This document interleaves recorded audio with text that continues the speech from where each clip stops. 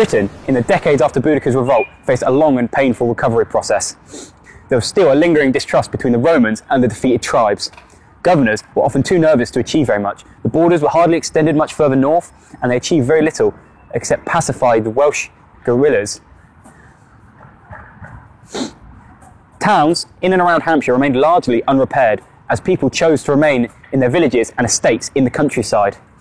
The sacking of towns such as Camulodunum, Londinium and Verlanium was still fresh in people's minds. However, this warfare and upheaval did give a chance for the local Britons to access the Roman prosperity by taking a part in this rebuilding process and moving into towns. All it would take was a governor with the wit to notice this potential and utilise it to turn around the fortunes of this far-flung Roman province. Agricola was such a governor. Appointed in 77 AD by the Emperor Vespasian, who himself had fought in Hampshire as commander of the Legio II Augusta. His rule was characterised by the rebuilding of cities and the spread of Romanisation to nearly all parts of British society. Agricola encouraged individual Britons and assisted communities to build temples, forums and houses, praising those who were keen to do this and criticising those who were dilatory. Thus the competition for public recognition made compulsion redundant. The modern region of Hampshire was now peaceful and under a golden age of Roman rule. This was a time that the Romans referred to as the Pax Romana, or Pax August, Pax being the Latin for peace. This literally meant the deified peace of the Romans and their emperors. But what did it mean to be a Roman in Hampshire? Now we will visit another Roman town, rejoining Natalinus of the Badini, some 20 years after we last spoke to him. This time he's at Silchester, the Civitas capital of the Atrebates tribe. Here I am in Silchester, some 20 years after the Iceni revolt. I'm here to speak with Natalinus the blacksmith once more and see how the Roman occupation has shifted the fortunes of his family and why he's chosen to bring them to the rebuilt Roman Silchester.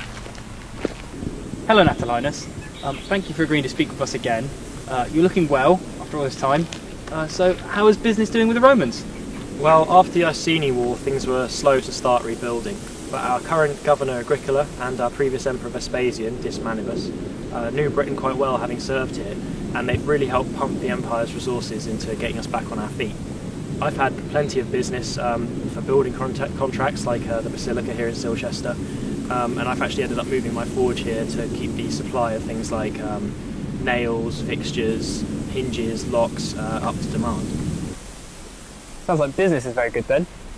How about personal life? How are your family? Well, my son's actually on his way to becoming a Roman citizen now. He's joined the first cohort of Britons, so he's off out in the Empire somewhere, and when he comes back it'll be a real turnaround in my family's standing. That's interesting, because originally you said you would not move to a town at all. You were dead set against the idea. But now you have, it seems that you and your family have benefited quite greatly from it. What made you reconsider your views, and what made you trust the Romans more? Well, the way the Romans dealt with the rebellions and the tribal leaders was really good. As I said, they know Britain well, so they know how to deal with us. So they only punished, they didn't punish the whole province for the crimes of a few tribes. On top of that, those that have been loyal are being rewarded. They're giving us plenty of building projects, and they flooded the markets with cheap food so that we can live a Roman lifestyle. In many towns like this one, they're building amphitheatres for entertainment, and we're getting a new bathhouse, and the supply of fresh clean water is just staggering. I mean, it's not like back on my old farm where you could never tell if someone's cattle had been wallowing in the drinking water. My ancestors might be turning in their graves, but the Roman gods have blessed us with a really good life here, and I'm living a life that my forefathers could never have dreamed of. That all sounds like great news. But you said your son was an auxiliary. Were you quite worried when he went off to join the army? At first we were, yeah, because we didn't know how far away they'd be sending him or what sort of risks it would involve for him. But we've started receiving wooden tablets that he's been sending back to us. They're quite infrequent because he's really far away, and I have to get my other son to read them to us, but they're very welcome.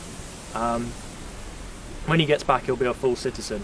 As it stands now, you can really see the difference between the way citizens are treated and the way peregrinis, or as they sometimes call us, Bratunculi, are treated.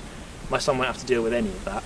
He'll have a place on the town council when he comes back in 10 years' time, and he'll be getting favoured for government projects, and he'll be able to buy us plenty of land. And I think it will really get up the noses of the current council to see a Britain ruling alongside them. sounds like there's quite a bit of tension then between the Romans who've come in and the existing Britons like yourself. Would you say that's partly because of the Iceni uprising? Well, it's hard to say. I mean, on the rare occasions I go back to my old village, there's still a bit of anger I feel directed towards me. It's mostly jealousy mixed with hatred of change, I think. They see me as just another Roman now. They think I've traded in my old tribal lifestyle for fancy fabrics. And, well, I can sympathise with them, but the tribe doesn't really mean what it used to anymore. They can sit in their huts all they want, moaning about the Romans while they drink out of Roman pots, but the name Atrabates doesn't really mean anything other than an area that the Romans used for taxation. Cogidubnus made a really poor job of a tribal king. He just sat in his palace getting fat and let the Romans handle everything. At least when he died, the Romans were honest and straightforward about where the power really lay. As for the comments and snide remarks I get from the Romans, they don't trouble me too much because my family's learning their ways really fast and will soon be on a level with them. That's all very good to hear. I'm glad your family have done so well. I wish you good fortune in the years to come. Thank you once again for your time, Natalinus.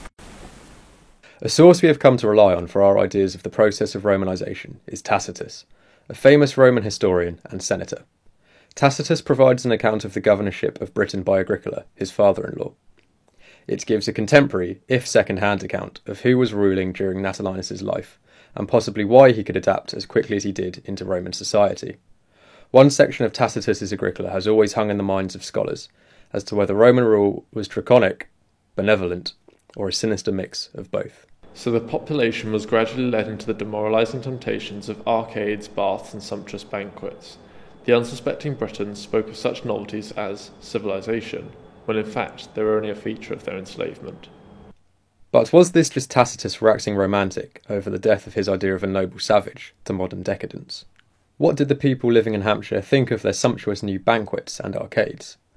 As accounts of individual lives from this era are so rare and fragmentary, we are forced to rely on the archaeological evidence to paint an image of the choices people made. As we saw earlier with Natalinus' son, many Britons chose the difficult and often dangerous path to Roman citizenship. By joining the auxiliaries, non-citizen units in the Roman army, and completing 25 years' service, although on rare occasions, such as Natalinus' son would have seen in Dacia during the Second Dacian War in AD 106, citizenship was awarded for bravery.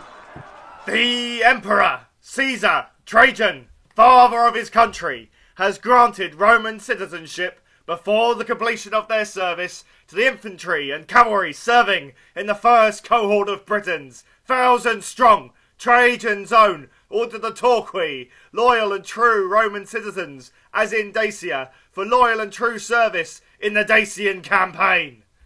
Natalinus' son would have returned home with his diploma to the still developing town of Silchester, and have gained all the legal advantages that came with being a citizen. Such advantages included legal recognition, the right to own property, and the right to vote and stand for office in his civitas.